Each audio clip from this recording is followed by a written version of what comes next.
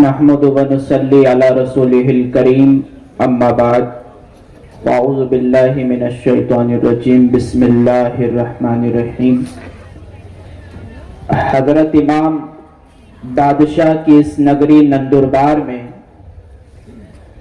नगर परिषद के चुनाव मोरखा 2 दिसंबर को होने वाले हैं, जिसके लिए आज की ये सभा रखी गई।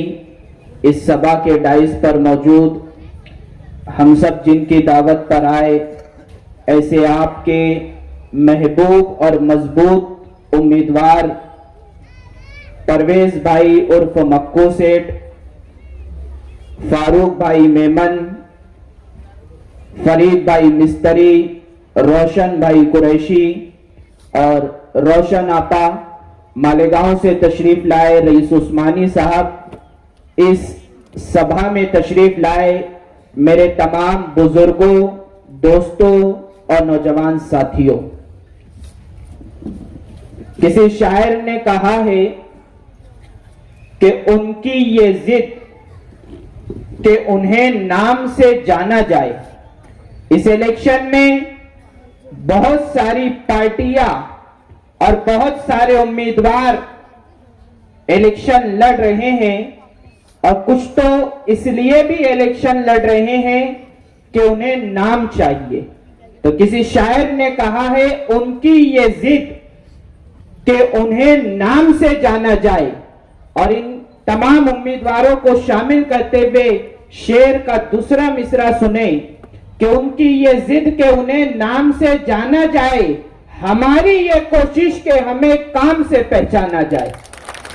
ये सारे काम के लीडर हैं, काम के उम्मीदवार हैं, जिनके काम मुझसे पहले मुकर्रिर बता रहे थे कि मक्कू सेठ ने और तमाम उम्मीदवारों ने आपकी सहूलियात के लिए काम किया है। यहां वो पार्टी भी इलेक्शन लड़ रही है जो मजहब की सियासत करती है। मैं उस पर ज्यादा नहीं बोलूंगा, इसलिए कि हमारे दूसरे मुकर्रिर रईस उस्मानी साहब इस पर बहुत तफसील से आपसे बात करेंगे।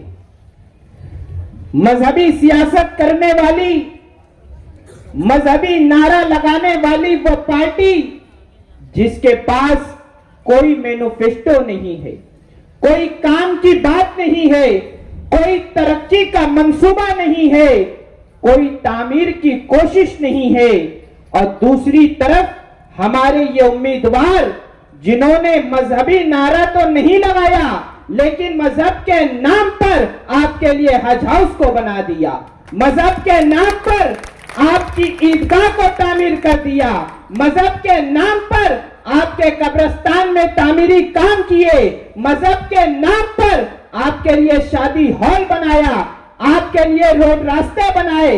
आपके तमाम मसाइल पर जिस शख्स ने आपका साथ दिया, आपके लिए खड़े हुए, अब आपको सोचना है, अब आपको यह फैसला करना है कि आपको किसका साथ देना है।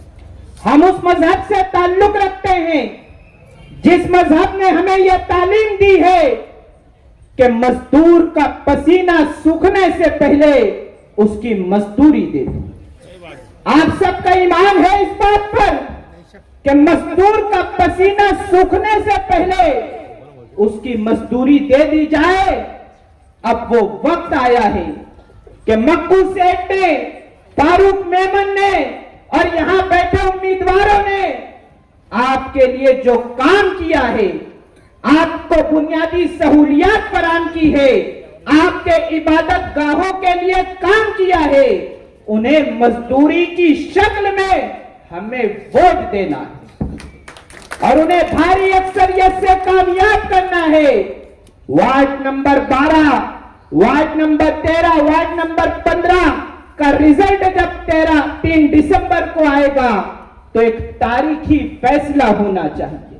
आपको फैसला करना है, आपको सोचना है, मेरे नौजवान साथियों को सोचना है जो मजहबी नारों में आ जाती है। मजहब का नारा सिर्फ इलेक्शन के वक्त स्टेज पर लगाया जाता है, उसके बाद आप देखें ना कि जो लोग स्टेज से मजहब का नारा लगाते हैं, उन्होंने कभी हाउस में मजहब का नारा लगाया?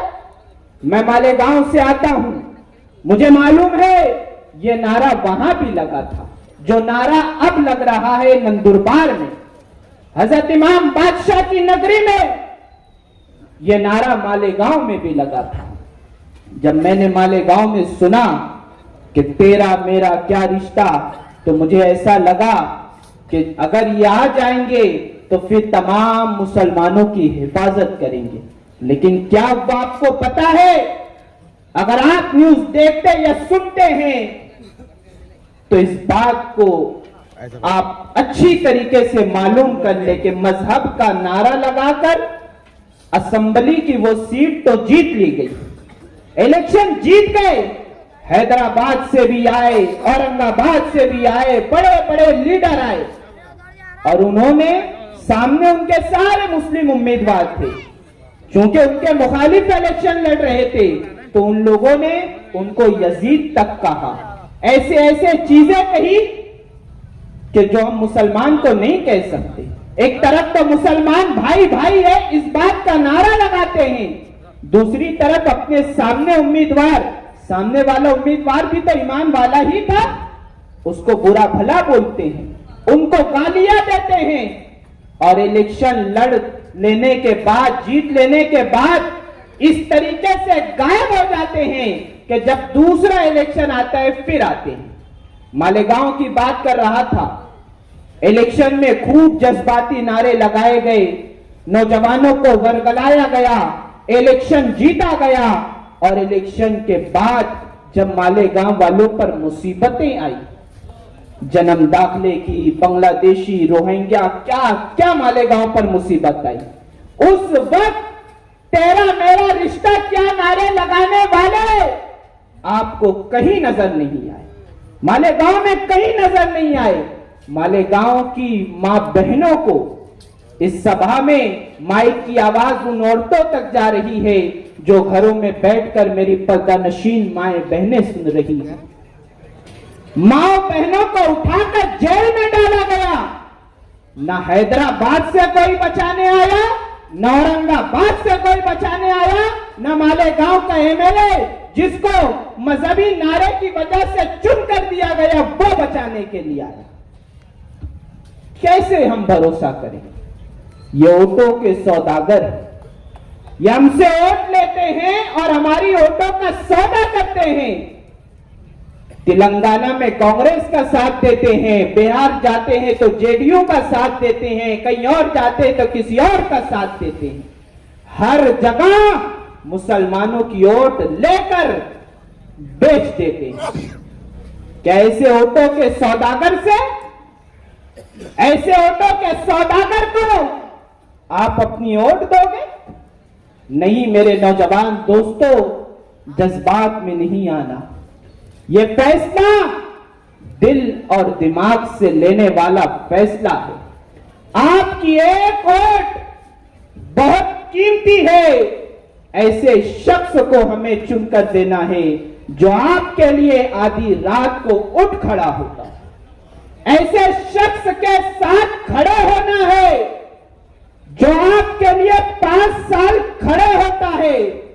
नया तजुर्बा करने की जरूरत नहीं। जिन्हें आप हर बार चुन कर देते हैं उन्हें ही चुन कर दे, इसलिए कि नारे हाउस में नहीं लगते। हाउस में काम की बातें होती है और काम को पास किया जाता है, चाहे फिर वो म्युनिसिपैलिटी हो, कारपोरेशन हो, असेंबली हो, पार्लियामेंट हो। पार्लियामेंट में भी अगर वो पहुंच जाए और किसी बिल को फाड़ दे तो क्या वो बिल पास नहीं होता? वो बिल भी पास होता है। ये दिखावे की सियासत करते हैं। इन्हें सिर्फ कुर्सी और पैसे से मतलब है। कौम की खिदमत, कौम का काम, तामीर और तरक्की, डेवलपमेंट, इनसे इनका दूर दूर तक कोई वास्ता नहीं। इसलिए आप समझदारी से फैसला करें।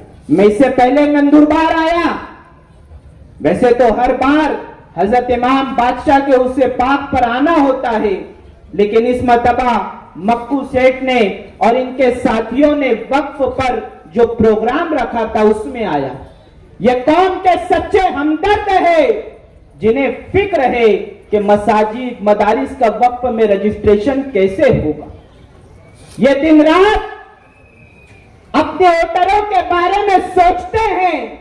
इन्होंने प्रोग्राम किया था, हम सब उस प्रोग्राम का हिस्सा थे और आज मैं आया हूं आपसे वोट मांगने के लिए कि आप इन्हें भारी अक्सरियत से कामयाब करें। और इनके लिए दुआ करता हूं कि 3 दिसंबर का सुबह जैसे ही सूरज तुलू होगा एक ऐसा फैसला आएगा जो फैसला आप समझदारी से लेंगे, जो फैसला नौजवान जज्बात में आकर नहीं लेंगे।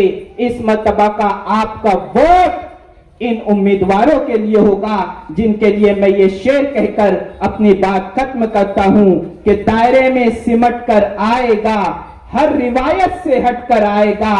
आंधियों को जरा खबर कर दो, शेर वापस पलट कर आएगा।